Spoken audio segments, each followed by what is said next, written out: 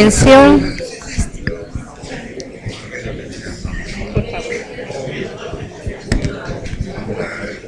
Por favor.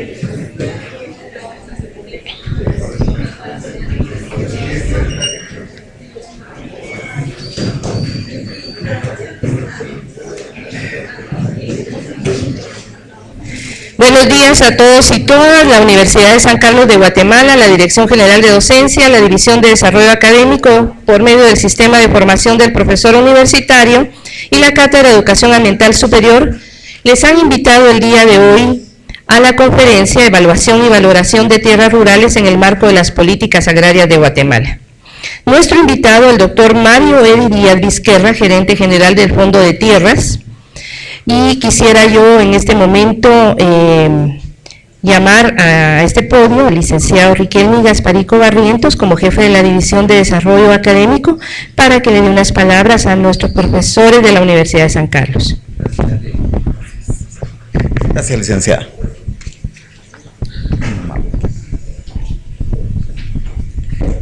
Muy buenos días. Queremos agradecerles, como siempre, el que nos acompañe en esta mañana. Hace escasamente unos días tuvimos la lección inaugural de la cátedra con una asistencia espléndida que nos complace mucho también saber que cada vez más hay profesores que están interesados en las temáticas que estamos ofreciendo desde acá. Esta mañana por la ayuda valiosísima que hemos tenido de parte del doctor Venegas, al que le agradecemos muchísimo. Él es profesor de la Facultad de Agronomía, nos ha vinculado con el doctor Mario Edi Díaz Vizquerra, que es nuestro invitado para la actividad. Ustedes van a percatarse de la experiencia vasta que él tiene respecto a la temática que nos va a presentar. Nosotros hemos ido verificando cada vez más que esta cátedra tiene material inagotable para poderlo compartir con ustedes durante mucho tiempo más. Quiero decirles que hay una muy buena disposición de parte de nosotros, sobre todo de la licenciada Lilian Toledo, que es la responsable del trabajo de la cátedra, de seguir vinculando experiencias no solamente internas en la universidad, sino que también profesionales de organizaciones fuera de la universidad y por supuesto también de académicos que hemos logrado contactar fuera del país. Yo me siento muy halagado sabiendo que ustedes están con nosotros. Tenemos a un director de un centro universitario, ingeniero, gracias por estar acá, el director del Centro Universitario de Jutiapa. Ustedes se pueden imaginar lo que implica dejar toda la actividad académica para poder acompañarnos. Yo le agradezco mucho esa disposición. Y en el caso de los profesores, solamente queremos recomendarles, como siempre, que tratemos de vincular las temáticas con las actividades que hacemos con nuestros estudiantes en cada una de las aulas. La idea es que esta temática se convierta en una actividad cada vez más cercana y que podamos sobre todo ir incorporando de forma armoniosa las temáticas en nuestro quehacer, porque es una cuestión que va a permitir realmente modificación en la condición de este país. Así que sin más preámbulo y agradeciéndole al doctor esa disposición que ha tenido para acompañarnos, muchísimas gracias, y también a Edi porque sabemos que eso fue una ayuda valiosa. Gracias a ustedes por estar acá y vamos a disfrutar de esta conferencia. Hay mucha expectativa y seguramente nos vamos a ir satisfechos con lo que vamos a escuchar. Gracias, Lili. Muy amable, gracias. Muchísimas gracias al licenciado Riquelme Gasparico Barrientos, jefe de la División de Desarrollo Académico. Quisiera darle la más cordial bienvenida a las profesionales de Fontierra. Creo que también vienen profesionales varones. Profesionales, si pudieran pararse, por favor.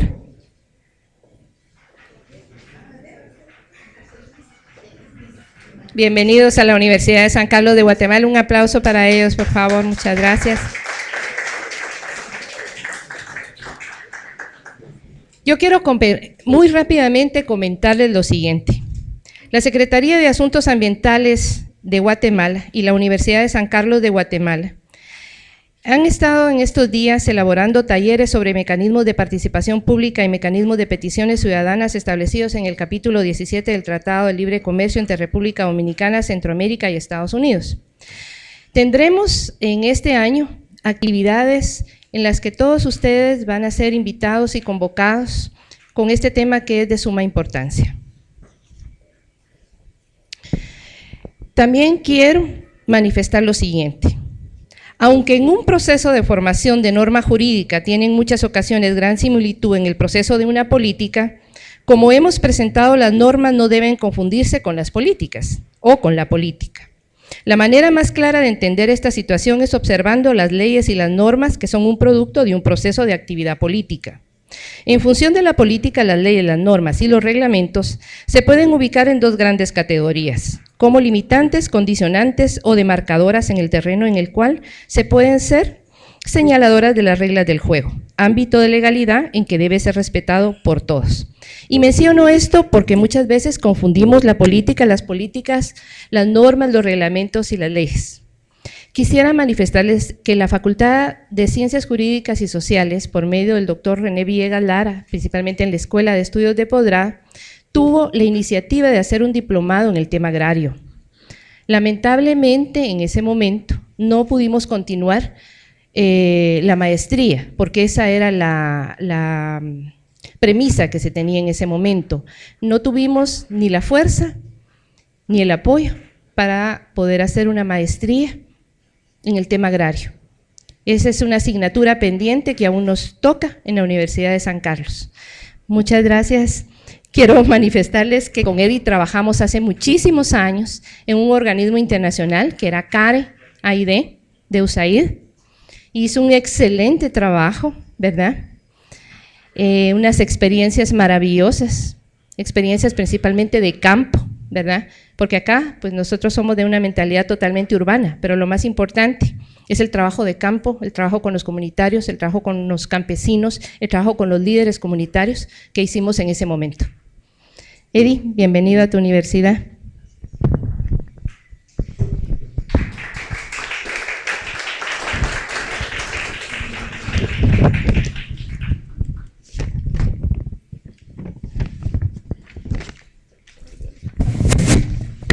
Antes de que Eddie tome la palabra, quiero que se sientan ustedes muy cómodos con él, porque él es una persona realmente muy agradable, una persona con la que se puede trabajar, una persona realmente brillante, diría yo. El doctor Eddie Díaz Vizquerra es doctor en Ciencias Naturales para el Desarrollo de la Universidad Nacional de Costa Rica y de la Universidad Autónoma de México, la UNAM. Tiene un Magister Science en Economía de los Recursos Naturales, en Sociología Ambiental, en el Centro Agronómico de Investigación y Enseñanza CATIE, en Turrialba, Costa Rica.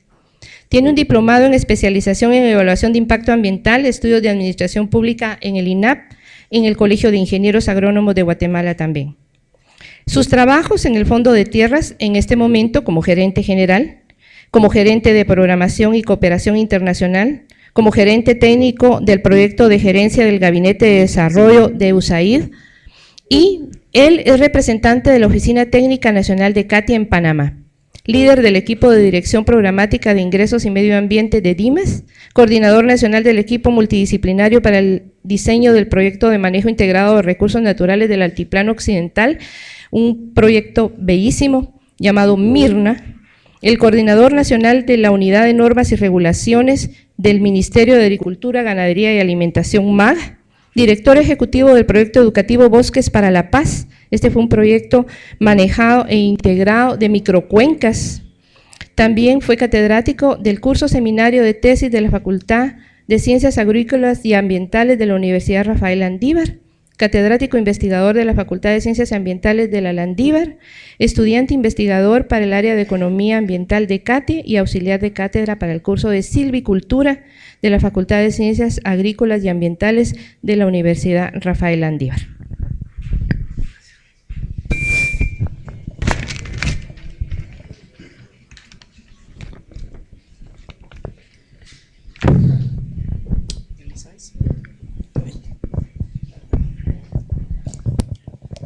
Buenos días a todos y a todas.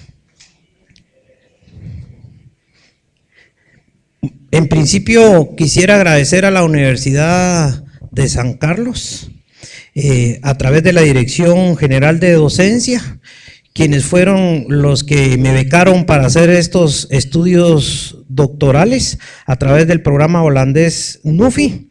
Y quiero agradecer a la División de Desarrollo Académico, al licenciado Riquelme Gasparico, por todo el apoyo que ha brindado, por estos espacios que me han brindado a través de la Cátedra de Educación Ambiental Superior, con quienes vamos a compartir todos estos conocimientos, al rector Carlos Alvarado, quien es el que preside la Cátedra Superior de Educación Ambiental, y obviamente a la licenciada Toledo. Muchas gracias por sus apreciaciones y todos estos espacios. Quiero aprovechar aquí también, porque se encuentran mis compañeros del Fondo de Tierras, reconocer al Fondo de Tierras, una institución tan noble para la temática agraria, y quienes fueron los que permitieron que esta investigación se llevara a cabo. Entonces, esta investigación tuvo como propósito generar conocimiento científico para proponer métodos de evaluación y valoración de tierras rurales en el marco de las políticas agrarias de Guatemala.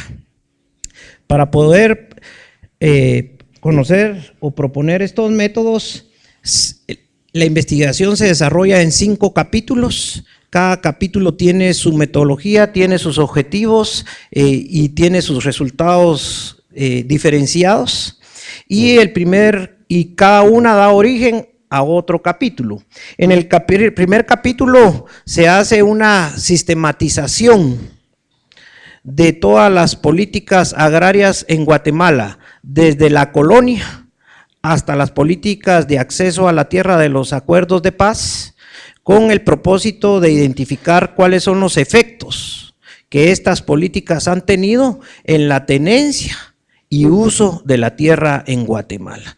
Se hace toda una sistematización. Entre la sistematización tuvimos entrevistas y revisión de literaturas directas con Cambranes, que es el historiador más grande en temas agrarios de Guatemala. Estuvimos con él allá en Costa Rica haciendo la sistematización.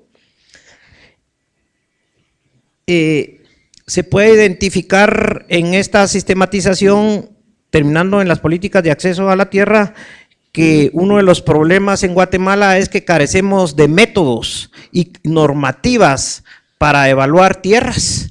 Somos el único país en Centroamérica que no tenemos por normativa un manual de una ley de suelos, ni siquiera tenemos un manual para evaluar tierras por su capacidad de la tierra. Entonces, lo que se hace en el capítulo 2 es comparar los 2 métodos que actualmente se están usando, sin normativa, pero que se están usando. En el capítulo 3, identificando que en el capítulo 2 hay vacíos y deficiencias metodológicas.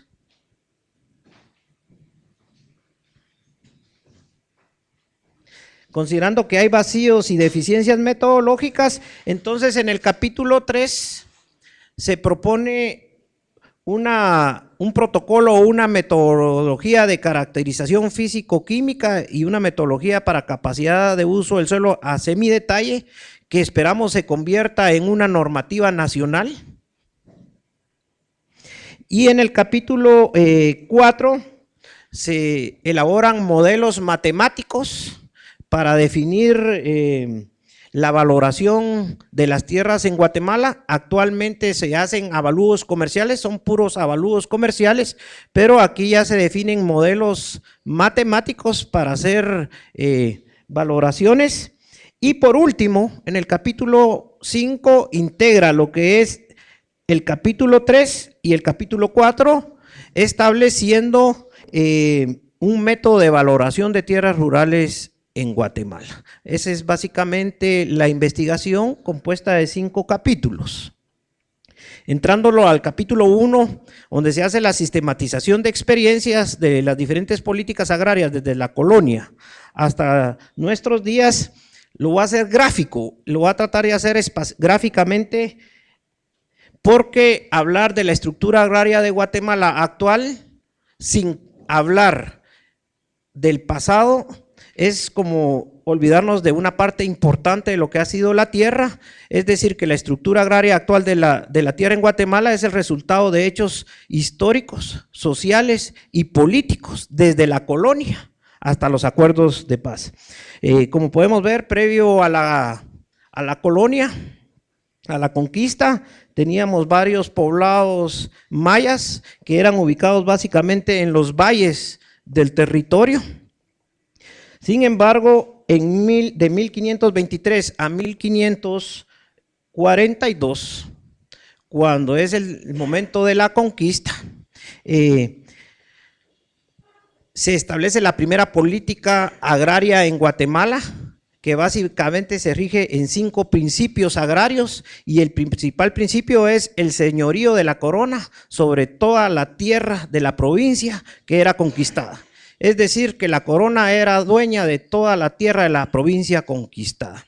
Y aquí, como podemos ver en la gráfica, en la costa sur se establecen las grandes estancias de ganadería en los suelos planos de la costa sur, que son los suelos más ricos, y en las altiplanicies del occidente se establecen las grandes haciendas para trigo. Entonces, y desde ese momento desaparece toda la cobertura forestal, principalmente de bosques tropicales latifoliados que había en la costa sur, para meter la caña, la ganadería extensiva. Posterior a eso de la ganadería, también hay introducción de la caña de azúcar, ¿verdad? En estos suelos de la costa sur que son altamente fértiles. Y en 1821, con la independencia, comienza el régimen liberal, y el régimen liberal sigue fomentando el latifundismo y crea la figura de propiedad privada, y se establece el concepto de fincas, principalmente para el establecimiento del cultivo de café. Primero fue el cultivo de añil y luego posteriormente el cultivo de café. Acá en este periodo resalta una de los tipos de propiedad de la tierra que es poco conocida en Guatemala. En la investigación ya se hace todo un análisis, que son los grandes latifundios de orden del clérigo, o sea, de todas las órdenes religiosas, que en ese momento se expropian todas las tierras comunales que fueron creadas en el periodo de la colonia para dárselos a las tierras clericales, principalmente para establecer grandes latifundios. Ellos establecieron los que son los trapiches. Hicimos un análisis y en ese periodo se estima que hubieron 910 trapiches de las órdenes religiosas y 940 haciendas de trigo en ese momento.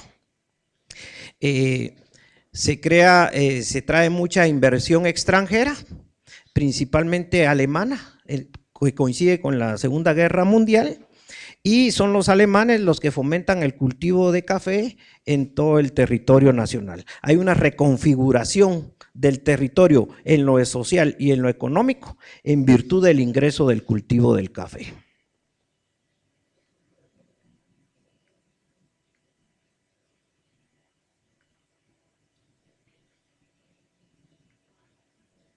Pasó.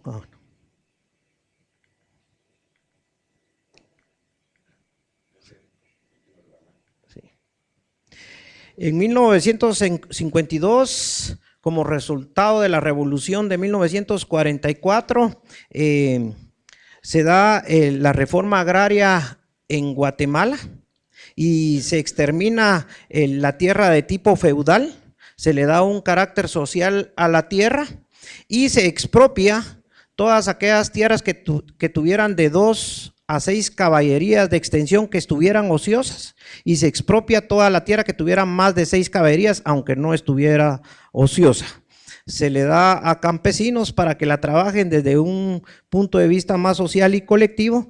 Sin embargo, este ejercicio solo duró 18 meses, porque en 1952 se deroga el decreto 900, que es el de la reforma agraria, y se devuelve la tierra a sus antiguos propietarios. Se estima que el 74% de la tierra que había sido expropiada se devuelve a sus antiguos propietarios, porque el resto es entregada a la United Fruit Company para el cultivo del banano.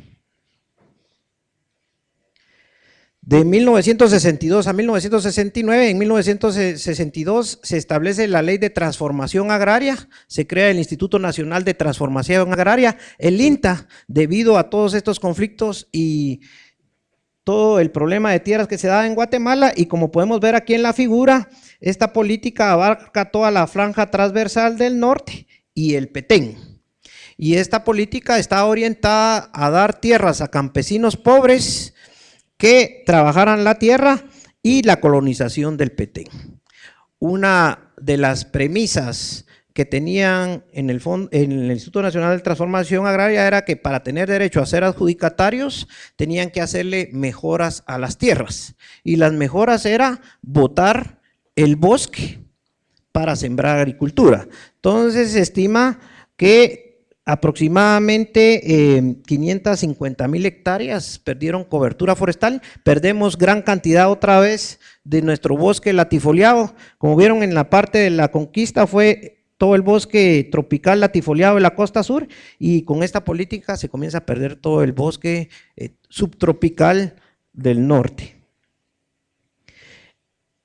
En 1989 se crea la Ley de Áreas Protegidas para tratar todavía de conservar los remanentes de bosques que quedaban en estas áreas, principalmente en el área de la reserva de la biosfera maya y algunas áreas del sur de esta franja transversal del norte, como medida para proteger todavía esa cobertura forestal. El año 2000 nace el Fondo de Tierras, producto de los acuerdos de paz. Se comienzan a adjudicar estas tierras porque el INTA solo entrega derechos provisionales, mas no entrega títulos, y uno de los mandatos del Fondo de Tierras es ir a darle títulos a estas personas. Pero lo que pasa en ese momento es que muchas de estas personas ya habían vendido sus derechos, ¿sí?, y fueron comprados por grandes latifundistas, principalmente para meter palma africana. Entonces comienza a expandirse la palma africana en el norte del país. También tenemos, y comienza también el cultivo de hule en estas áreas de Boca Costa, en la franja transversal del sur. Entonces, como podemos ver, la historia de Guatemala ha sido una historia, en cuanto a la tenencia de la tierra, de expansión de los latifundios. Entonces, esta investigación hace un análisis espacial de la ley del INTA, que fue de 1964 a 1969, haciendo un estudio de la dinámica de uso y cobertura de la tierra en ese periodo y cuáles son las repercusiones que tuvo al 2010. Para eso se utilizaron varias comunidades que fueron adjudicatarias del INTA, y se hizo un análisis desde 1964 hasta el 2010, qué estaba pasando con la tenencia y con el uso del suelo de esas fincas. Se hizo una identificación, georreferenciación, transformación, fotointerpretación y generación de indicadores espaciales de fotografías aéreas que van desde 1962, tocó ir al Instituto Geográfico Nacional a desempolvar fotografías aéreas, muchas ya estaban enmohecidas. Quiero reconocer aquí el trabajo del ingeniero Mazariegos, por favor Mazariegos. Él participó en esta investigación, su tesis de Administración la Tierra la hizo en esta investigación. A él le tocó ir al Instituto Geográfico Nacional a identificar en las bodegas estos rollos, estos archivos, y se lograron identificar fotos desde 1962 hasta las ortofotos del 2006 que ya se toman con el Registro de Información Catastral y el IGN, y se hicieron análisis de imágenes satelitales en el 2010, las imágenes de Landsat. Se generaron mapas de 3 comunidades sectorializadas en el año 1964, en el 2006 y en el 2010. Y luego también se hace un análisis de todo el tema en el fondo de tierras, del acceso a la tierra en el fondo de tierras. Se hace un análisis de todos los créditos que hasta el 2012 se habían dado para acceso a la tierra, que eran 266 fincas, se habían comprado vía mercado para acceso a la tierra. Si pueden ver en este periodo, el acceso a la tierra eran tierras del Estado que se les entregaban a los campesinos. En este periodo ya cambia el modelo y es vía mercado. O sea, el Fondo de Tierras compra fincas a privados, a estos latifundistas que vimos eso, y se los da en crédito a los pequeños campesinos.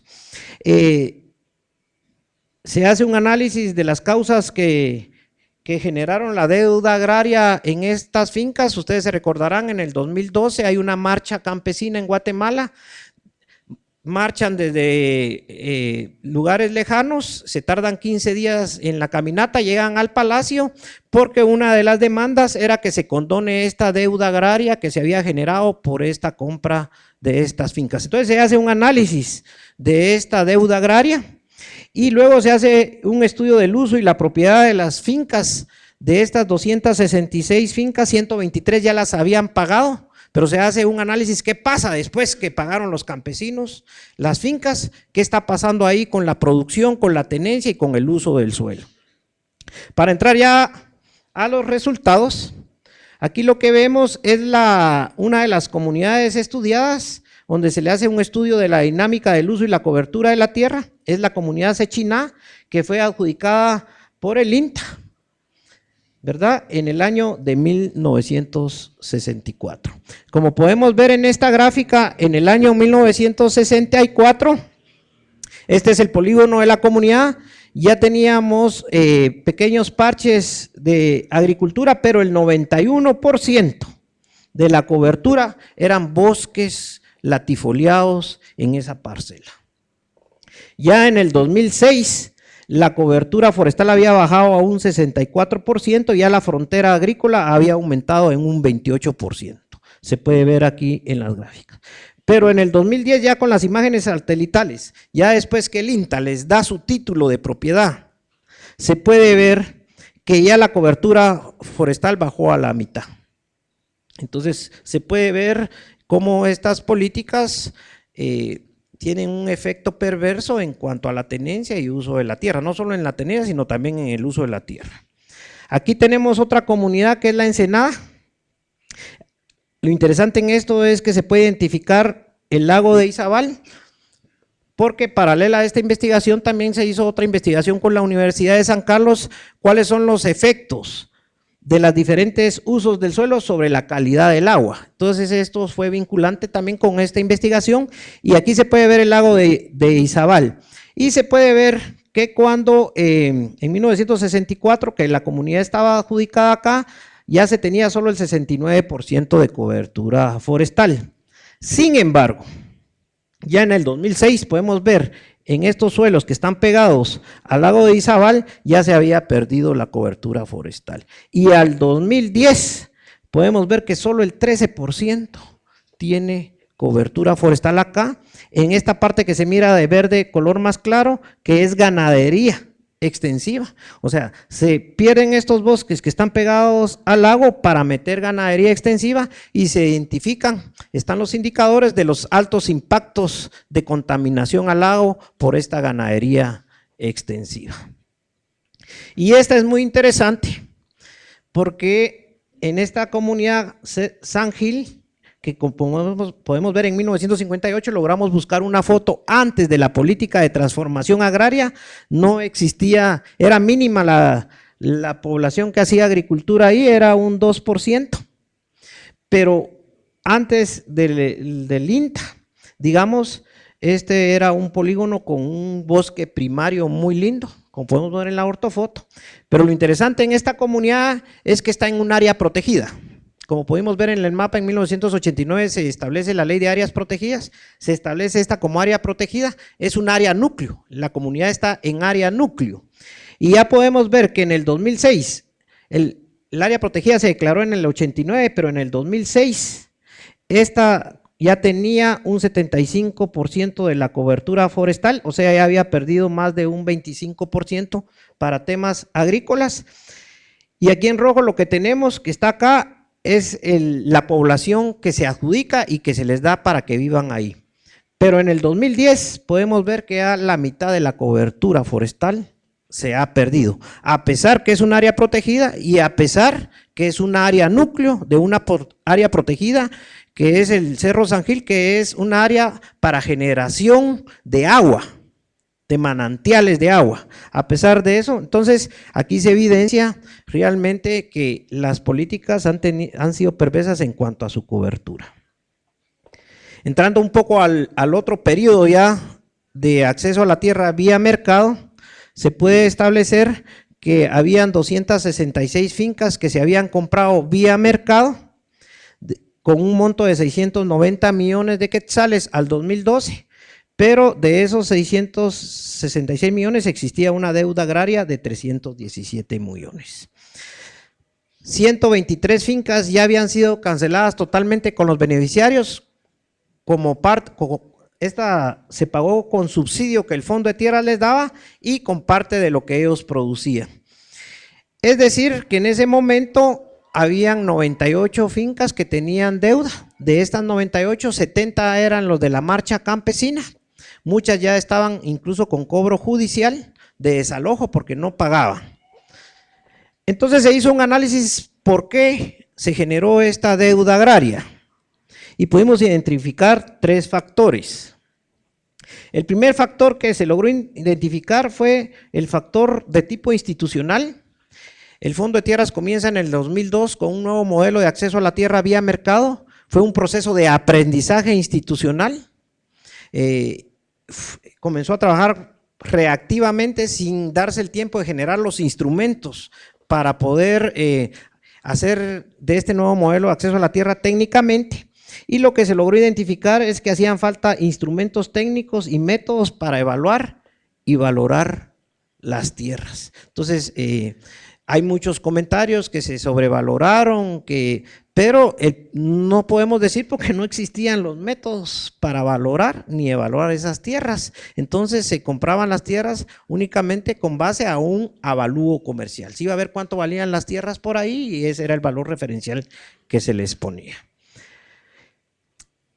El otro factor son condiciones propiamente naturales de las fincas, es decir, las características físicas, las características químicas, las características biológicas que tienen estas tierras para poder producir de manera sostenible, de acuerdo a su capacidad de uso de la tierra. Y aquí se pudo establecer que de estas fincas que tenían deuda agraria, el 60.5% de los suelos era de capacidad de uso forestal. Sin embargo, se compraron para actividades productivas. Entonces, ese fue uno de los principales limitantes, y el otro es que el 6.83% de los suelos eran improductivos. Las fincas que no eran de capacidad forestal, por lo menos en la costa sur, que se compraron, que eran planas, tenían problemas de improductividad, muchos tenían problemas de toxicidad, porque fueron fincas que se compraron donde estuvo el algodón y dejó muchos problemas de toxicidad, y muchas eran los desagües de las producciones de caña, donde iban a drenar todas las fincas de caña, entonces eran fincas improductivas. Y el otro factor son básicamente, son los servicios básicos que deben de estar asociados al desarrollo de estas comunidades. se iban a dejar a las comunidades, a las fincas, sin contar con los servicios básicos. Entonces ellos tenían que sacrificar lo que tenían que dar para pago de las fincas para meter esos servicios básicos para poder vivir ahí. Y muchos que no lograron meter los servicios básicos, hubo mucha gente que se fue de las comunidades, entonces las pocas familias que quedaron, porque no tenían los servicios básicos, tuvieron que pagar esa deuda que era impagable, porque lo que era para 100, muchas veces le tocaba pagar a 20, y si individual eran cuotas muy grandes, imagínense si bajaban el número de familias. Entonces esto generó lo que es la deuda agraria. Resultado de este análisis, se generó una política de reestructura de esta deuda agraria, que ya en Guatemala se aplicó. Actualmente ya se tienen reestructuradas las 98 que aparecen ahí, ya se tienen reestructuradas 96 fincas para resolver este problema de la deuda agraria. Entrando un poco al análisis pospago de las propiedades de las fincas, de las 123 fincas que sí se pagaron por los campesinos o con subsidio, se hizo un muestreo de 65 fincas. De las 123 fuimos a las 65 fincas a investigar qué estaba pasando. Es un nivel muy fuerte de intensidad de muestreo. Estas fincas al principio se dieron 100% de manera colectiva, pero al hacer el estudio se pudo establecer que ya el 80% habían dividido las propiedades. Y algo bien interesante es que por lo menos en el Petén, el 79% ya la habían dividido totalmente. Quienes, además de dividirlas, las vendieron. El 27% vendieron esas propiedades después, pero podemos ver que en el Petén el 79% vendió esas propiedades que se les adjudicaron vía mercado y se las vendieron principalmente a particulares. El 64% fue vendida a particulares, principalmente para palma africana. Entonces podemos ver que también este modelo, aunque ya se habían pagado, no es sostenible en el tiempo. Entonces, todo este análisis generó una nueva política de acceso a la tierra en Guatemala, donde la tierra ya no es el fin, sino que es únicamente el medio para que se desarrollen de manera sostenible. Las conclusiones de este primer capítulo es que bajo las premisas de la Ley de Transformación Agraria que se dio de 1964 al 2010, existió un fuerte cambio de uso y cobertura de la tierra, de forestal a agropecuaria, como pudieron ver en esas imágenes. De 1964 al 2010, las políticas agrarias han promovido sistemas de aprovechamiento agrícola y pecuario que han llevado a un sobreuso de la tierra. Tenemos suelos muy desgastados, muy erosionados por esa sobreutilización. De 1994 a la fecha, en ese caso fue al 2012, el modelo de acceso a la tierra vía mercado generó una deuda agraria de 317 millones de quetzales y la capacidad de uso de la tierra ofertadas a las comunidades se constituyó en una de las principales causas de la deuda agraria. Y por último, que se identificó es que las fincas que habían sido canceladas, hubo un cambio en cuanto a la tenencia y uso de la tierra, principalmente pasaron de ser colectivas a individuales. Entrando al la segunda investigación, donde se comparan dos métodos, quiero comentarles que en ese momento se tenían dos métodos. Del 2000 al 2004 se usaba la metodología de USDA, que es una metodología que fue generada en 1966 a través de un estudio de reconocimiento de suelos de Simmons, que es a nivel de reconocimiento y está a una escala de 1:500,000, o sea, es una escala muy grande donde no se miraban representadas estas fincas que se compraban vía mercado. En el 2004 el Instituto Nacional de Bosques saca una metodología de capacidad de uso de la tierra que se llama ECUT, que va más a detalle, baja a 250,000, sí, pero es una metodología para identificar tierras forestales, porque es una metodología para identificar los incentivos forestales o regular los temas forestales y se está usando para actividades para hacer capacidad de uso agropecuario. Entonces se ubicaron y georreferenciaron 22 fincas que evaluamos con los dos métodos, En estas 22 fincas evaluamos el método USDA y el método del INAV. Se hizo todo el levantamiento de información de campo a 1:250.000 para el INAV, como les decía, el del MAGA, que es 1:500.000, que es el método USDA. Eso solo está a nivel de shapes, por lo cual solo se hizo sobreposición de imágenes. Se aplicó cada una de estas metodologías, se determinó el uso actual. Algo bien importante es que como el método del INAV usa categorías que van desde agricultura sin mejoras, agricultura con mejoras, hasta forestal para protección, y el del MAGA usa otro tipo de clasificación, que son clases de la 1 a la 8, entonces lo que se hizo fue una homologación por criterios.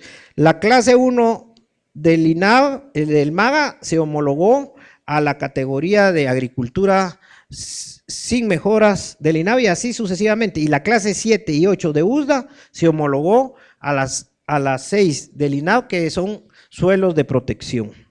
Se hicieron análisis estadísticos de variancia, de igualdad de medias, también se aplicó el de concordancia del coeficiente para ver si había correlación en usar esos dos métodos. Los resultados: se determinó que existe variabilidad en la cantidad de hectáreas o el área que se definía con un método o con otro método según su capacidad. O sea, daba diferentes áreas estadísticamente hablando si se aplicaba un método o se aplicaba el otro método.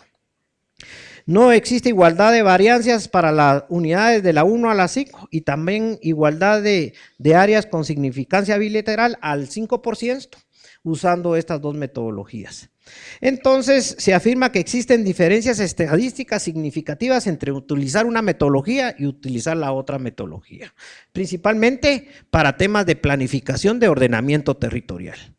En una metodología daba más área para protección forestal y en otra metodología daba menos área, entonces eso tenía un efecto directo en temas de planificación del ordenamiento territorial. Pero lo más importante de esto es que se encontraron vacíos metodológicos y deficiencias muy fuertes metodológicas en las dos metodologías, principalmente que las dos metodologías no consideran aspectos químicos del suelo, no consideran características de la calidad del suelo y de la productividad agrícola. Entonces esto nos obligó, estos resultados nos obligó a… Bueno, aquí están las conclusiones de lo que les comentaba, y esto nos obligó a proponer un protocolo nacional basado en criterios que consideren aspectos físicos, químicos del suelo y que se desarrolle a una escala semidetalle. La del INAV estaba a 250.000 y nosotros consideramos para estas fincas tuvieran unas buenas bases para la planificación del territorio, por lo menos tendrían que estar a unos 50.000 a semidetalle. Entonces, con esta conclusión pasamos a un tercer estudio, que es proponer un protocolo nacional. Estuvimos en Colombia, en el Agustín Codazzi, que es el país que más ha avanzado en todo el tema de evaluación de tierras. Tuvimos expertos de Costa Rica, donde también han avanzado mucho por temas de conservación de sus áreas protegidas, para proponer un protocolo que tiene fases de gabinete, tiene fases de campo, tiene también elaboración de mapas. Lo más importante de este protocolo es que es a semidetalle, 1 a 50.000, y parten de las ortofotos que están 1 a 20.000, y logra definir mapas con clases agrológicas, llega a nivel de subclases y propone unidades de manejo y sus principales características y limitaciones de uso, principalmente de usos recomendados y prácticas agrícolas que se deben de hacer en estos suelos. Esta metodología no solo se propuso, sino que se validó a nivel de campo para ver si era funcional. Como pueden ver aquí se hizo una validación en la finca Sactelá, donde se desarrolló la metodología que va desde las ortofotos, la identificación de unidades de mapeo a nivel de ortofotos, pero al ir al campo se puede determinar por el nivel de detalle que estas unidades de mapeo tienen que bajar a una escala. Se validó, se tuvieron los resultados, actualmente ya se pueden generar mapas de capacidad de uso de la finca a unos 50.000, donde podemos ver que hay clases y llega a nivel de subclases, cada uno de los suelos, donde ya hay características químicas también en cada una de estas subclases, y esto lo que nos permite es proponer ordenamientos territoriales a nivel de fincas. Ahora ya podemos, los proyectos productivos pueden estar vinculados ahora a las capacidades de uso de la tierra. Ya tenemos un protocolo a nivel nacional, ahora la propuesta con la Universidad de San Carlos va a ser que este protocolo se convierta en una ley. Primero que se institucionalice en el Fondo de Tierras, pero creemos, para estar al nivel de los otros países de Centroamérica, no digamos Colombia, que esta sea una normativa nacional. Tanto todas las instituciones, no solo el Fondo de Tierras, apliquen esta normativa para la capacidad de uso de la tierra con fines de planificación y ordenamiento territorial.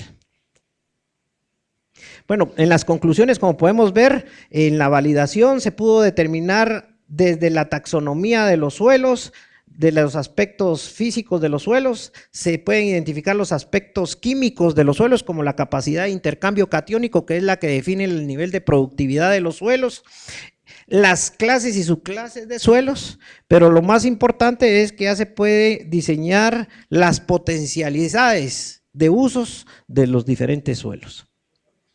Aquí terminamos esta etapa, digamos, de evaluación de la tierra y entramos a una nueva etapa que es la valoración de la tierra. Aquí partimos del mapa fisiográfico de Guatemala, logramos identificar y georreferenciar 69 fincas según sus condiciones fisiográficas. De estas, 35 fueron que el Fondo de Tierras había comprado vía mercado y 34 nos fuimos a ver anuncios de prensa en la red del Colegio de Ingenieros Agrónomos donde vendían fincas para irlas a georreferenciar y saber cuál era el precio de mercado, cuál es el precio que se oferta. Acá se establecieron variables independientes que definieran el precio de la tierra en Guatemala, de tipo cuantitativas y de tipo cualitativas, para poder construir modelos matemáticos. En los de tipo cuantitativas se establecieron cuál era la distancia de esas fincas al municipio, al departamento, incluso a la cabecera, aquí a la ciudad de Guatemala, que es el principal mercado.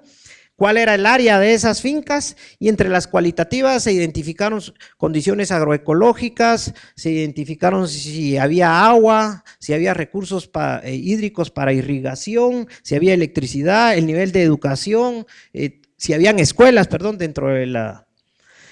Se procedió a determinar una función curvilínea en el precio como variable dependiente y el área como variable independiente. Y se corrieron varios modelos econométricos para ver cuál tenía mejor ajuste. Se ajustaron los modelos no lineales para cada una de las 6 regiones definidas, porque aquí ya entra la variable región fisiográfica. Y por último, bueno, se hicieron procedimientos como eran modelos no lineales, entonces se hicieron todos los procedimientos de transformación de datos para linearizarlos y se establecieron modelos matemáticos de tipo logarítmicos para cumplir con el supuesto de linearidad de el análisis de regresión múltiple. Y se estableció un modelo reducido que incluyeron solo las variables que eran estadísticamente significativas, tanto cuantitativas y cualitativas. Aquí podemos ver ya el primer modelo, que es un modelo de tipo logarítmico exponencial y negativo. Eso quiere decir que la relación del precio de la tierra está en función del área de las fincas estudiadas, y el modelo curvilíneo lo que demuestra es que entre más grande es la finca o el área, el precio por unidad de área es menor. Y entre más pequeña es la finca, el precio por unidad es mayor. Es decir, y el punto de inflexión es en 45 a 50 hectáreas. ¿Por qué? Porque en Guatemala, cuando la finca tiene más de una caballería, se vende por área total. Cuando la finca es menos de una caballería, se vende por hectárea o por manzana. Entonces, lo que cuesta una manzana de terreno por unidad de área, es mucho mayor de lo que cuesta una manzana por unidad de área cuando la finca es muy grande. Esto es lo que establece este modelo matemático. Pero a este modelo matemático luego le metimos otra variable que son las regiones fisiográficas. Porque no es lo mismo comprar una manzana de tierras en la costa sur que comprar una manzana de tierras en el Petén. Y esto lo comprobamos a través de estos modelos matemáticos. En las zonas, en las llanuras costeras del Pacífico, la curva se va para arriba. Eso quiere decir que el precio de la tierra por unidad de área se eleva. Y cuando nos vamos al Petén, que son suelos con menos características agrícolas, el precio por unidad de tierra baja. Entonces, esto es lo que muestra es esta relación.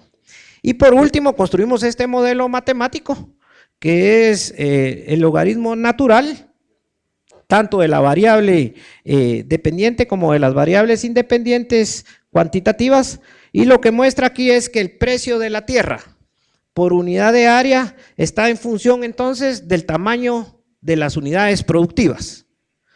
Si es más grande, el precio por unidad de área tiende a bajar.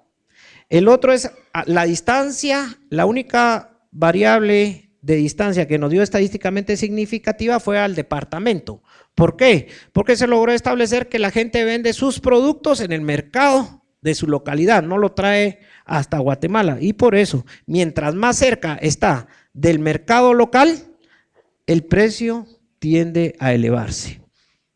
Y las otras variables es la región fisiográfica y si tiene acceso. Y si el acceso es asfaltado, sí o no. Las fincas que están a la orilla de la carretera y que tienen acceso asfaltado, los precios tienden a subir.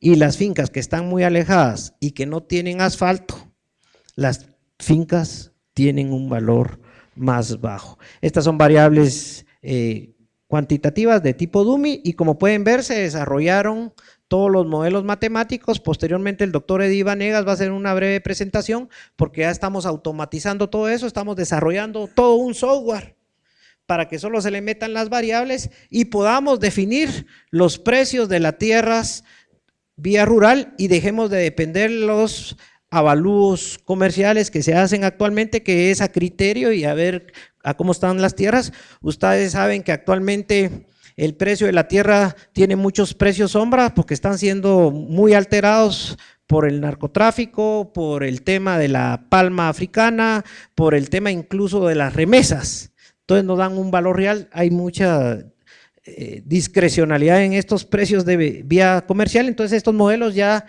eliminan todas estas discrecionalidades.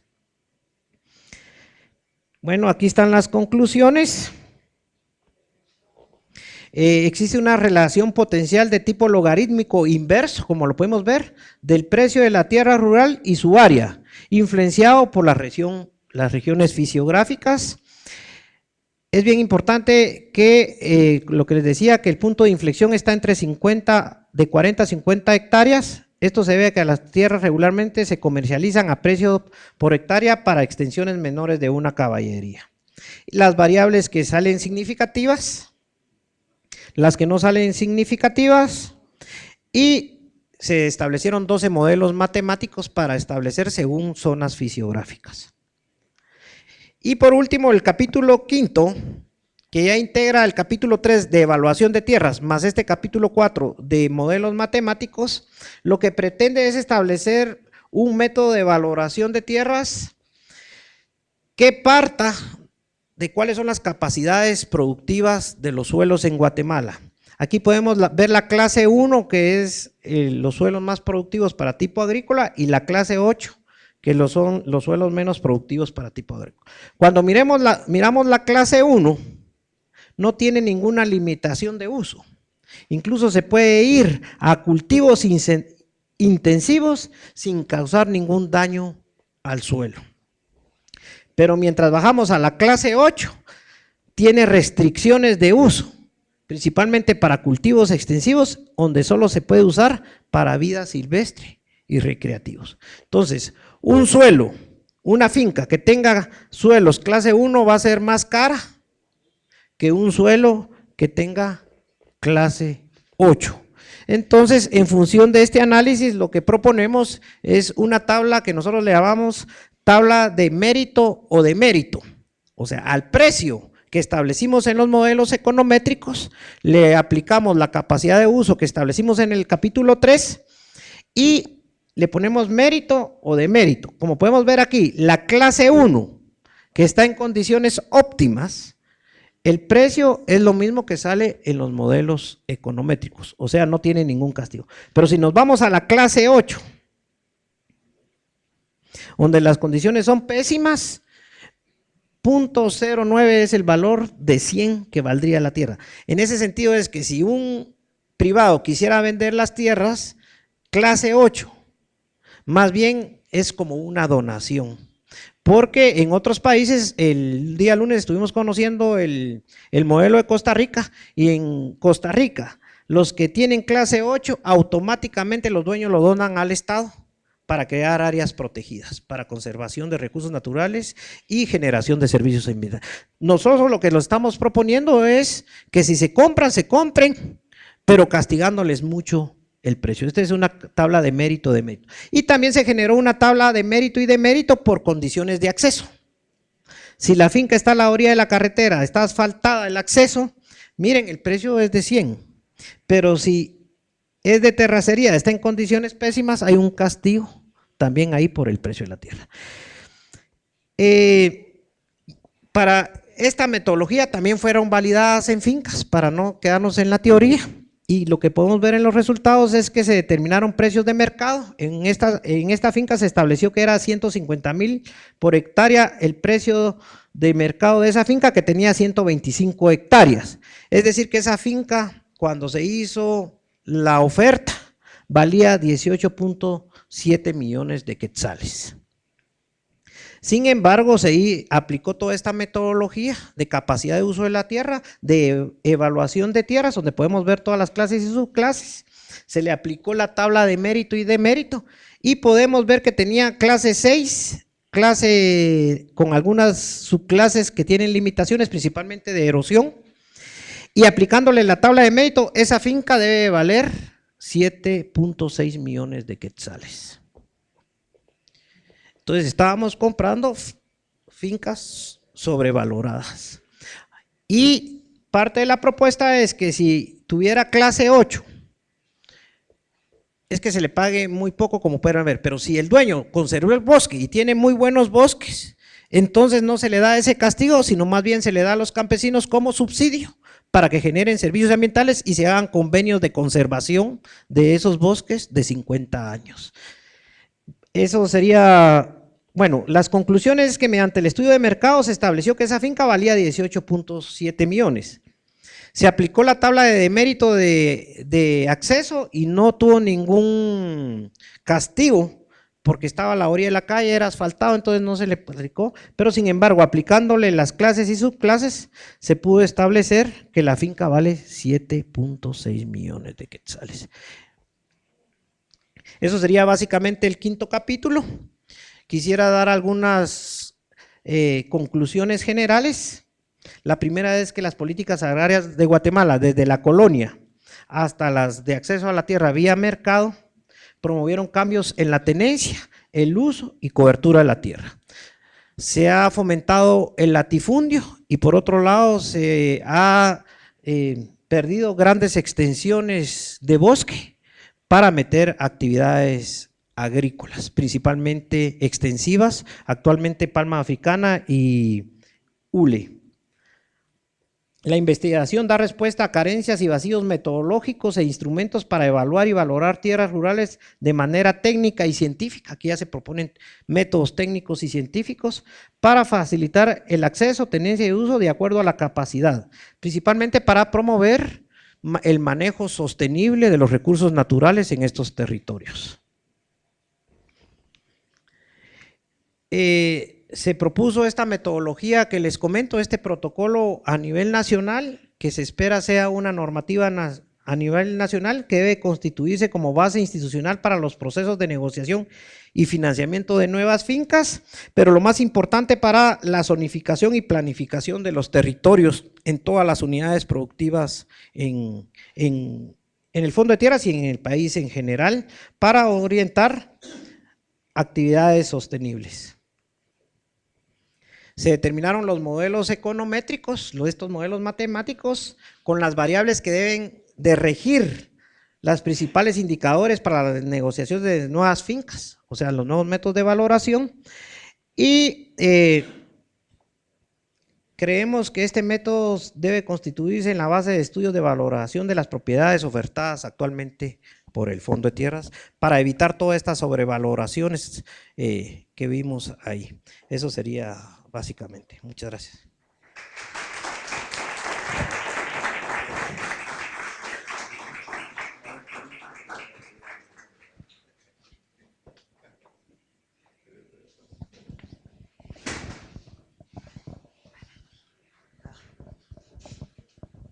Bueno, muchísimas gracias al ingeniero Eddie Díaz. Quisiera en este momento pasar a lo que son preguntas, ¿verdad?, por parte de los profesionales que nos visitan y por parte de los profesores de la Universidad de San Carlos. Por favor, levanten su mano, así vamos dando la palabra.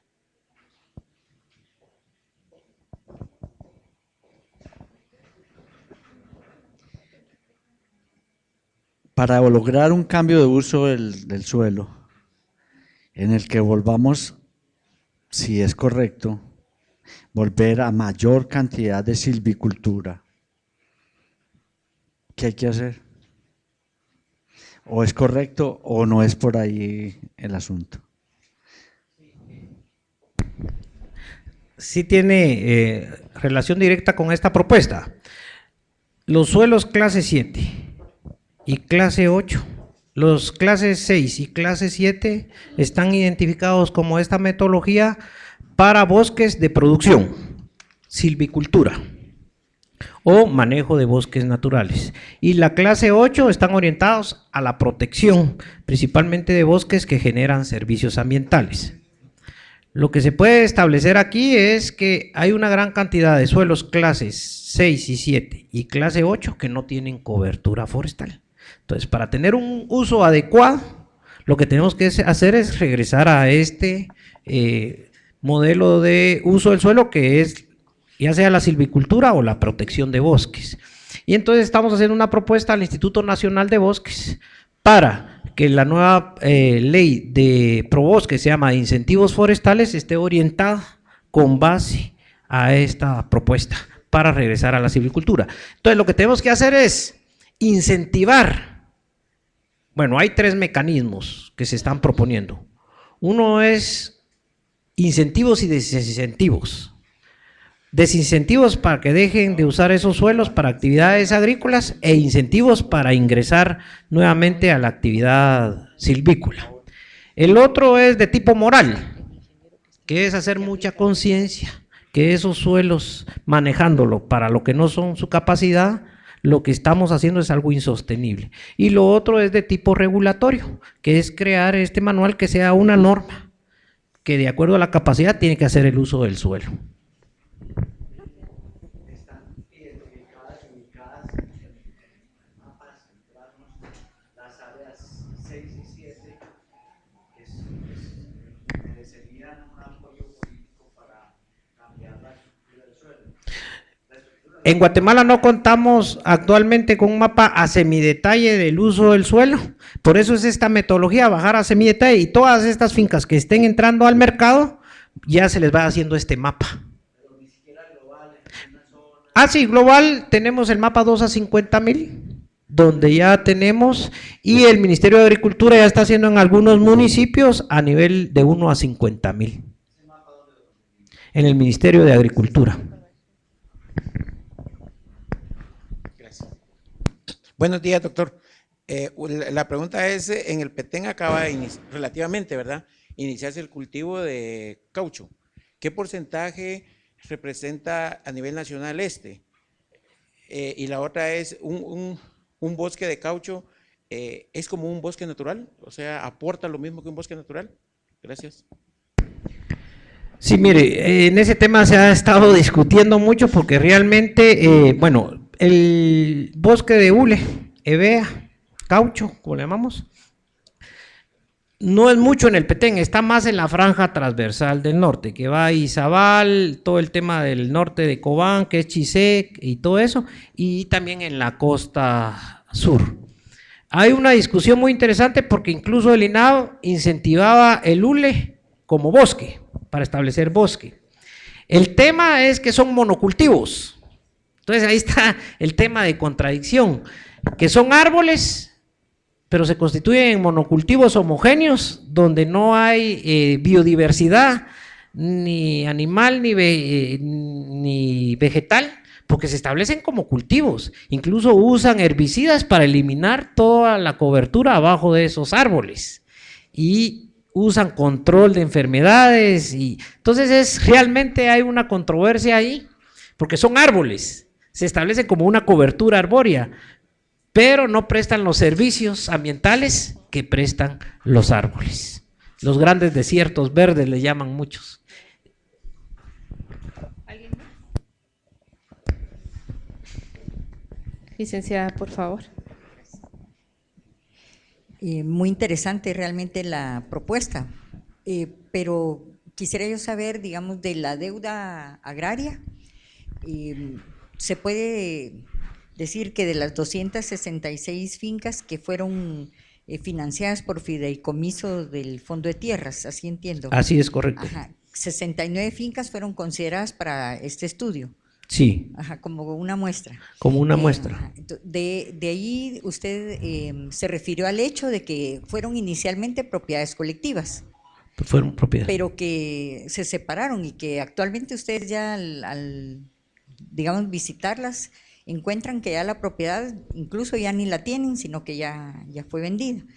Digamos, ¿qué expectativas hay el resto de las fincas que aún tienen deuda agraria? ¿La reestructura va a alcanzar a todas o, digamos, esa política ya no está vigente? Es decir, se refirió a la marcha campesina como digamos, un detonante para que la política agraria pues beneficiara y condonara esa deuda y se reestructuró, pero digamos, siempre hay un porcentaje de fincas que mantienen esa deuda agraria y que incluso, pues me imagino, las comunidades siguen sin sus servicios colaterales necesarios de productividad. Entonces, esta metodología, digamos, ¿todavía podría beneficiarles? Claro. ¿O qué planes tiene, digamos, el Fondo de Tierras respecto a lo que falta? Gracias. Sí, miren, en el estudio, en el capítulo 1, en el periodo del 1999 al 2012, lo que estudiamos fue el modelo de acceso a la tierra vía mercado. Y ahí identificamos que hay dos bloques. El total fueron 266 fincas. Hay un bloque de 123 fincas que no tenían deuda. Es más, ya habían pagado su crédito al banco y ya se les había dado su título. Esas originalmente fueron dadas colectivamente, pero ahora se han individualizado. Se han vendido parte de las fincas, principalmente a privados y principalmente en el Petén para tema de palma africana. Eso arrojó, digamos, muchos análisis en el Fondo de Tierras, aquí tengo a los ponentes, para cambiar la política del Fondo de Tierras en el acceso a la tierra, pero ese es un bloque de fincas, esas ya fueron pagadas. Lo que identificamos ahí es que no eran sostenibles, no seguían los mismos productores y los mismos campesinos que fueron beneficiados. El otro bloque de las 266 eran las fincas que tenían deuda agraria. Ahí estábamos hablando de 98 fincas con deuda agraria. De esas 98, en la marcha campesina venían peleando 70 de esas 98 fincas. Entonces, con este análisis, reconociendo cuáles eran las causas de la deuda que se presentó acá, se propuso una política de reestructura de la deuda agraria, que consistía en analizar finca por finca cuál era la capacidad de uso de los suelos. Y aquellas fincas que tenían capacidad de uso clase 8 o clase 7 y se habían vendido como agrícola, lo que se hizo fue delimitar esas áreas, hacer un convenio con los agricultores con los beneficiarios que conservaran esos bosques para generar servicios ambientales, se hizo una valoración de servicios ambientales que estaban generando esos bosques y esa valoración se les dio a ellos como subsidio para que pagaran su deuda. Y el otro es que se reorientó donde ellos viven y se les quitó esas áreas de vivienda para que también se les diera con subsidio. Ese subsidio sirvió para que ellos pagaran la deuda. Hay fincas que el 95%, como una que se llama Pretoria, el 95% de sus suelos era de vocación clase 8 para protección de bosques y tenían una deuda millonaria. Entonces, eso se les subsidió 100%, por ejemplo. Otras dieron cesión por pago, se llama, o sea, tenían clase 8, no les servían para nada, nos la devolvieron al fondo de tierras y nosotros lo que estamos haciendo son proyectos para generación de servicios ambientales. Entonces, de las 70 que fueron, la marcha campesina ya se reestructuraron y actualmente se llevan 96 fincas reestructuradas en el fondo de tierras. Es decir, que ya se resolvió el problema de la deuda agraria de esas fincas. Y este año se van a reestructurar otras que en ese momento no estaban en deuda agraria, pero ya entraron en deuda agraria porque venían en camino y entonces este año se termina con todo el tema de la deuda agraria. ¿Qué estamos haciendo para que no nos vuelva a pasar la deuda agraria? Es que se está aplicando esta metodología de capacidad de uso del suelo y de valoración para que ya no se compren fincas que tengan áreas de vocación para protección forestal, o a menos que las vendan con estos precios simbólicos para que las dediquen los productores o los beneficiarios a la conservación. Además, hay una nueva política de acceso a la tierra en el Fondo de Tierras que parte de este análisis, que la tierra ya no es el fin, como era antes. El fin, incluso de los mismos beneficiarios, era luchar por tierra y que le dieran tierra y ahí se terminaba su lucha. Ahora la tierra es un medio y no es el fin, y es un medio para su desarrollo integral y sostenible. Entonces esta política los acompaña con el tema de fortalecer el capital humano. Estamos trabajando mucho en el tema de alfabetización con las comunidades, principalmente en mujeres, porque hay poca participación de mujeres en estos procesos y se está alfabetizando y educando a las mujeres. Estamos trabajando muy fuerte en el tema de seguridad alimentaria en estas comunidades. Luego se está fortaleciendo el capital natural, todo esto que les hablo. Los que tienen clase 8 tienen bosques, se les incentiva para que protejan sus bosques. Los que tienen suelos clase 6, clase 7, se les está dando incentivos forestales para que vuelvan a la silvicultura y que manejen sus bosques sacando madera, generando servicios.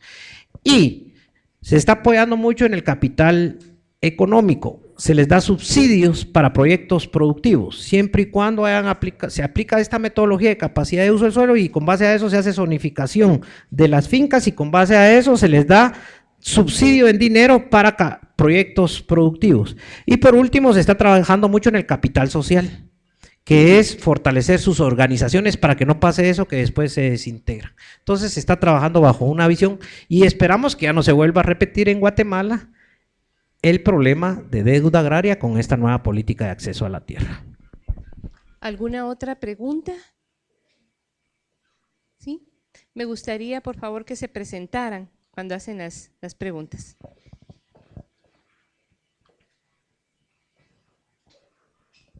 Bien, buenos días. Buenos días. Bueno, una felicitación aquí al ingeniero expositor, ¿verdad? Muy interesante.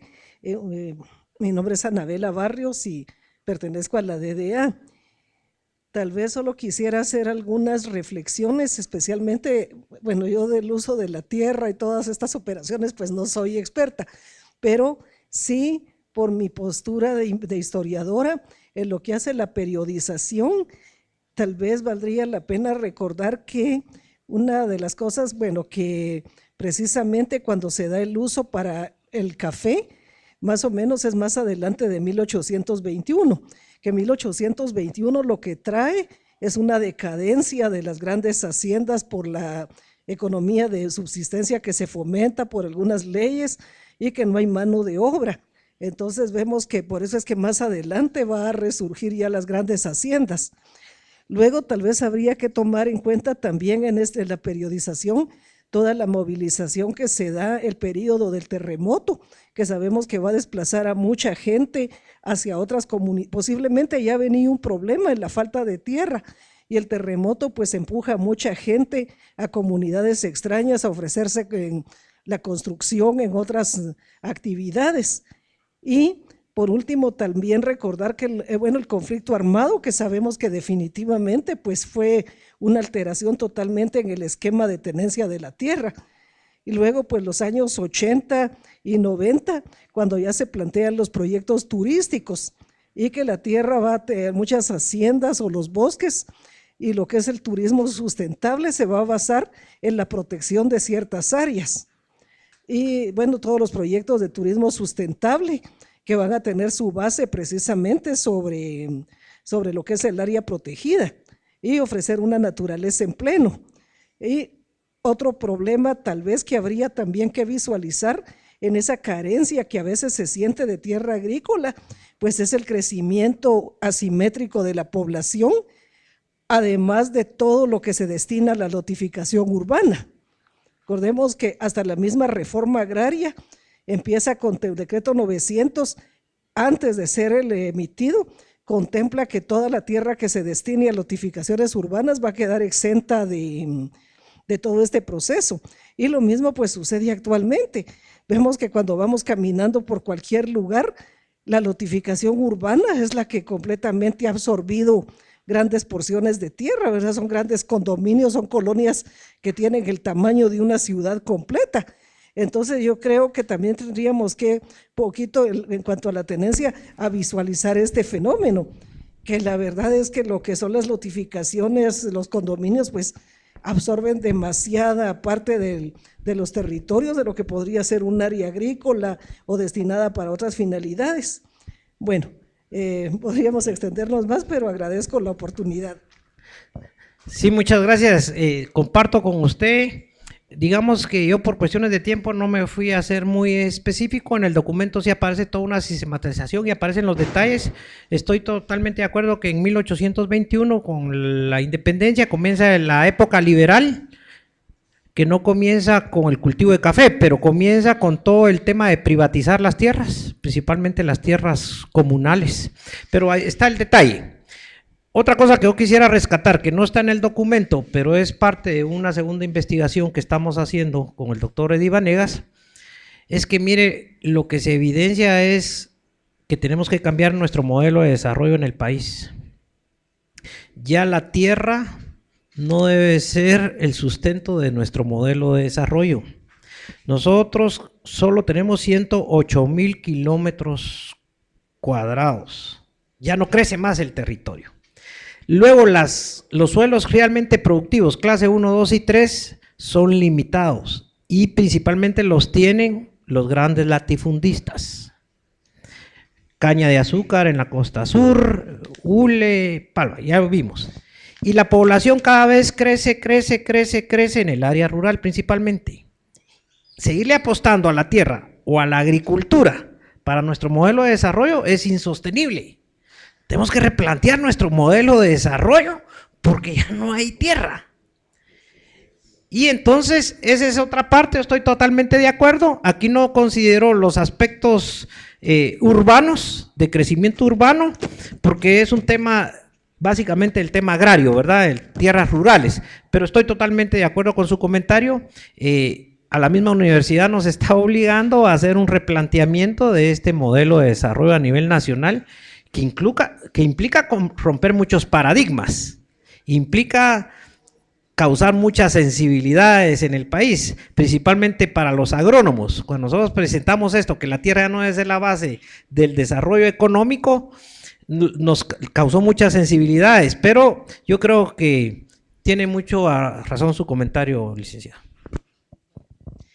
Yo creo que aquí vamos a la segunda parte ya en este momento. Solo quisiera manifestarles algo a raíz de lo que nos dice el doctor Eddie Vanegas, y es que acá en la Universidad de San Carlos de Guatemala también se hacen muchas investigaciones. El SEGUR está haciendo investigaciones específicamente sobre el tema agrario y sobre el tema de urbanismo, ¿verdad?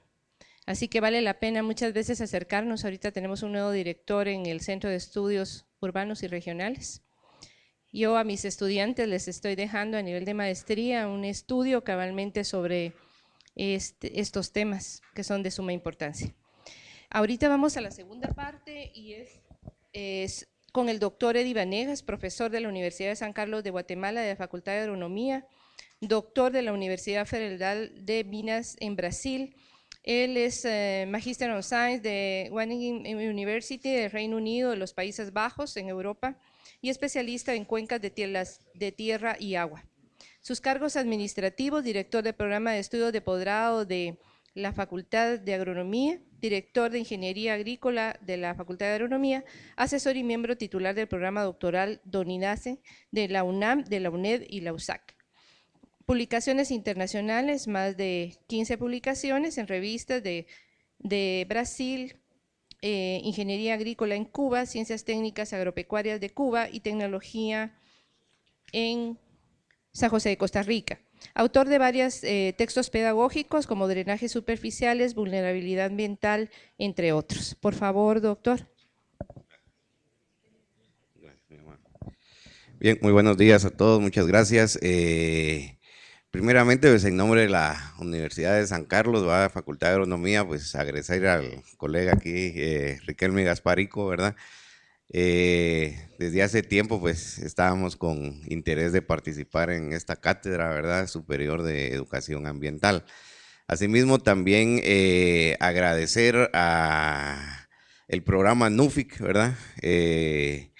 Yo siempre he tenido ese concepto acerca de los holandeses, ¿verdad?, que son grandes de tamaño, pero también han de tener el corazón grande, pues, ¿verdad? Porque realmente esta historia, desde el punto de vista ya académico sancarlista, ¿verdad?, empezó hace 5 años, cuando esta institución proporcionó una beca integral a 12 profesores universitarios, ¿verdad?, que emprenden este recorrido en su vida profesional y que prácticamente pues ha conllevado a la graduación ya de muchos de ellos, y como producto de esto pues está este trabajo con una institución socia que es el Fondo de Tierras, ¿verdad?, que al mismo tiempo quiero manifestar que el doctor Díaz se preocupó por reproducir el modelo, inclusive el programa incluyó 2 tesis de nivel de licenciatura con egresados del Centro Universitario de Quetzaltenango, ¿verdad?, y la publicación de alrededor de unos 5 documentos institucionales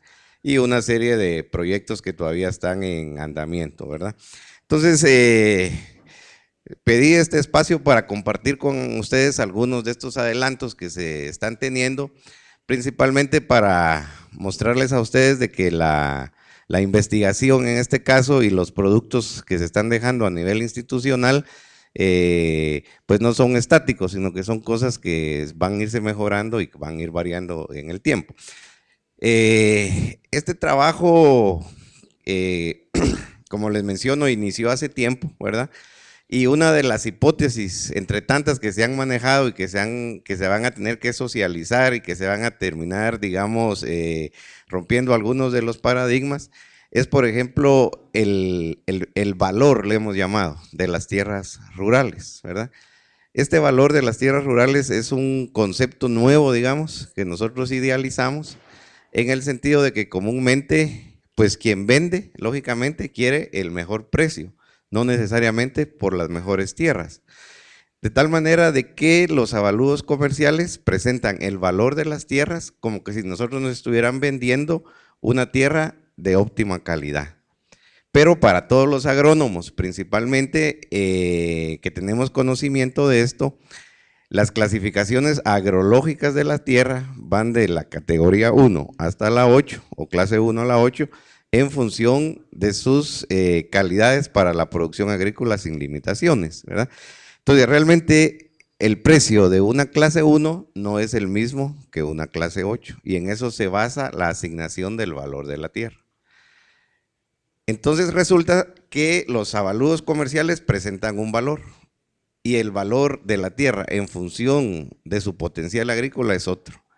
Entonces la hipótesis que formulamos en el Fondo de Tierras con el equipo de trabajo de investigadores es de que esa diferencia de precios es realmente lo que el Estado debería de subsidiar en términos del financiamiento para la adquisición de la tierra por parte de las comunidades agrícolas.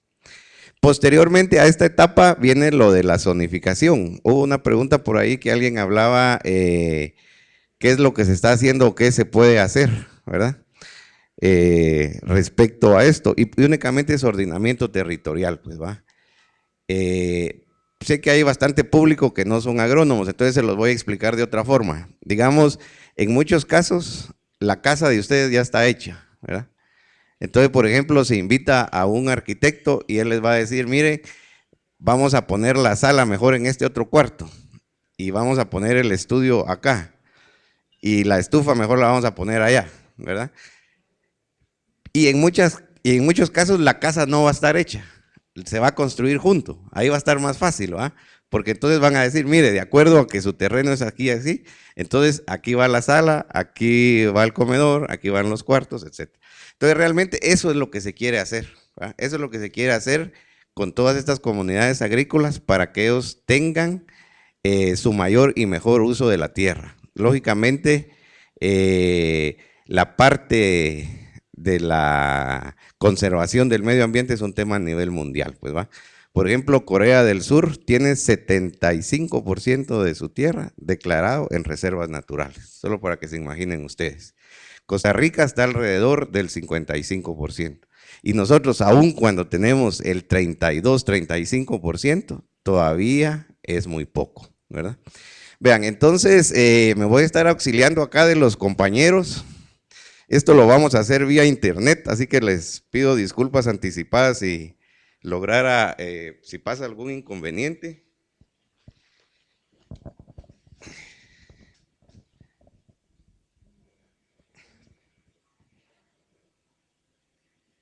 Vamos a entrar primero al navegador. Aquí está, ya estamos. Ok. Vean, este es un software, se ve algo sencillo, ¿verdad? Pero para los que saben de computación, saben que es una cosa un poco complicada. Vamos a ver si todavía puedo. No, ya no puedo modificar datos, esto está acá. Mejor lo vamos a explicar acá en pantalla, creo que va a ser más fácil. Miren, pues primero se determina el precio hedónico de la tierra.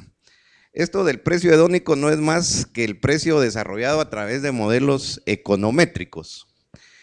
Es importante mencionar de que la teoría de la valoración de tierras nace en Alemania, ¿verdad? Como muchos otros conceptos teóricos. Y posteriormente pasa a España, ¿verdad? Principalmente por España ser un país muy relacionado con la cuestión agrícola, ¿verdad? Y lógicamente después llega a todo lo que es América, ¿verdad? Entonces nosotros principalmente vamos a asignar acá el nombre de la finca, ¿verdad? Que puede ser cualquier nombre. Este tiene un sistema de cajas, le llaman ellos, ¿verdad?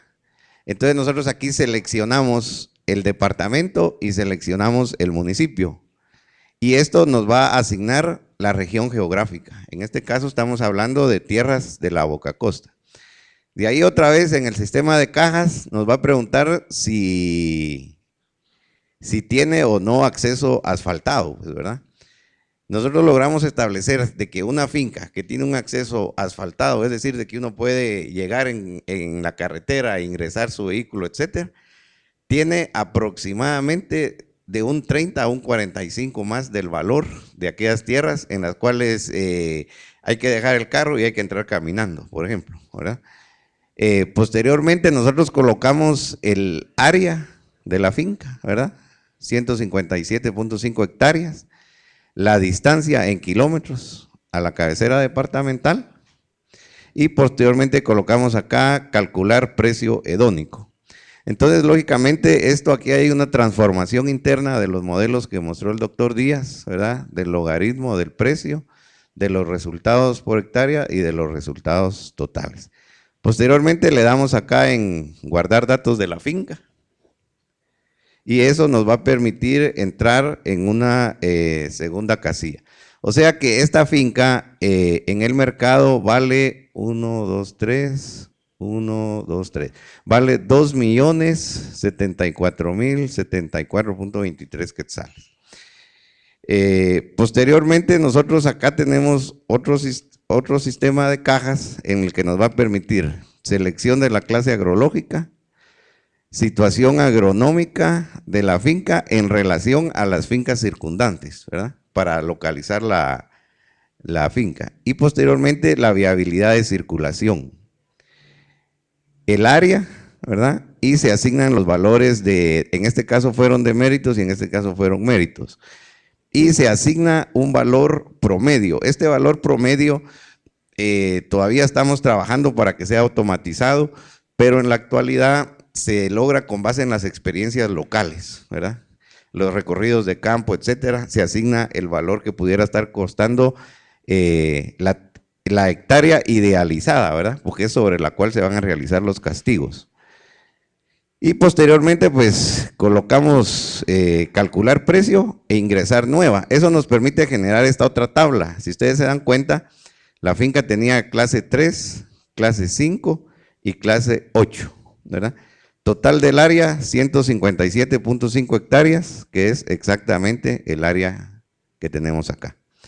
Eso nos permite determinar a nosotros el precio real de la tierra en función de su capacidad de producción, ¿verdad? Si se dan cuenta ustedes, esta tenía 50 hectáreas, clase 3, 55 y tenía 57.5, 8. Más de la mitad de la finca estaba para preservación ambiental. Entonces aquí la finca, por su valor de la tierra, llegaba a costar 664,000 quetzales.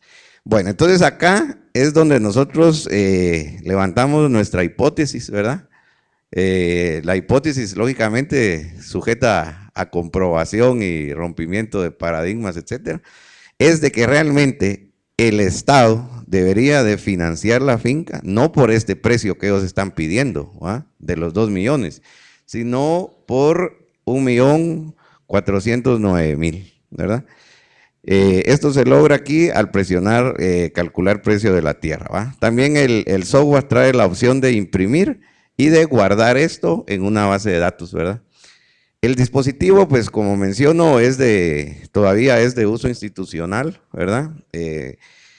Y la idea, ahorita esto todavía está casado a una base de datos, ¿va? Pero lo ideal es llevar esto a nivel de un dispositivo, por ejemplo, de un teléfono celular y que la gente de Fontierras pueda llevar esto al campo, ¿verdad? Y ponerse a trabajar en esto. Vean, estos aportes realmente quiero comentarles de que fueron un vaivén, ¿verdad? Fue una situación de mucho diálogo. La historia se las contamos resumidamente, pero estuvimos compartiendo con gente que vino del Instituto Nacional de Transformación Agraria de Costa Rica. Inclusive en una oportunidad trajimos durante una semana a un personaje muy destacado de apellido Cantú, que es un evaluador de tierras inscrito al Instituto de Valoración de Tierras de los Estados Unidos en agricultura. Él vive en Nuevo León, México, y él nos contaba pues de que las experiencias en México eran un poco diferentes, ¿verdad? Ellos inclusive hacían a veces recorridos hasta en avión, ¿va? Y él comparaba pues lo que mencionaba el doctor, de que realmente siendo nosotros un país tan pequeño, tenemos fincas de 200 hectáreas, de 300 hectáreas, hasta 400, ¿va? Pero la mayor parte están abajo de las 100, pues, ¿va?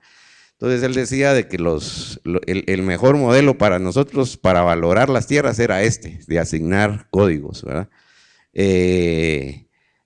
Los códigos, pues lógicamente los vamos mejorando conforme la experimentación que nosotros vayamos teniendo en el campo, pues, ¿verdad? O sea, licenciada, yo le agradezco mucho este pequeño espacio. También quiero, perdón, solo para terminar, pues hacer extensiva la felicitación al doctor Díaz, ¿verdad? Que es un recién doctor. Quiero contarles que aproximadamente hace 20 días estuvimos en la Escuela Superior de Educación de la UNAM, el campus Cuautitlán en Izcalli, en el Distrito Federal, donde prácticamente esta tesis fue defendida en un proceso que duró 2 días, pues, ¿verdad? Así que felicitaciones, es un sancarlista más, ¿verdad? Que se integra con grados académicos al ejercicio profesional. Y pues esperamos seguir colaborando con el Fondo de Tierras, ¿verdad? Creo que fue una sociedad muy productiva para San Carlos y el desarrollo de sus estudiantes. Muchísimas gracias, licenciada. Feliz día.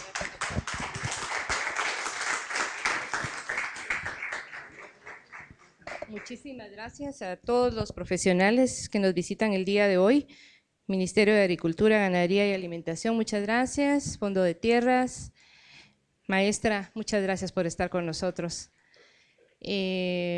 Quisiera entregar este diploma de reconocimiento al doctor Eddie Díaz por su disertación, evaluación y valoración de tierras rurales en el marco de las políticas agrarias de Guatemala, actividad en beneficio de la excelencia en la educación superior y de enseñar a todos, Guatemala, 12 de marzo del año 2015.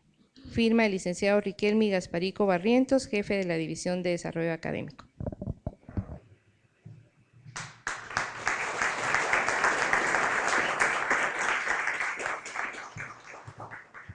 Y los invitamos a tomar un café. Muchísimas gracias.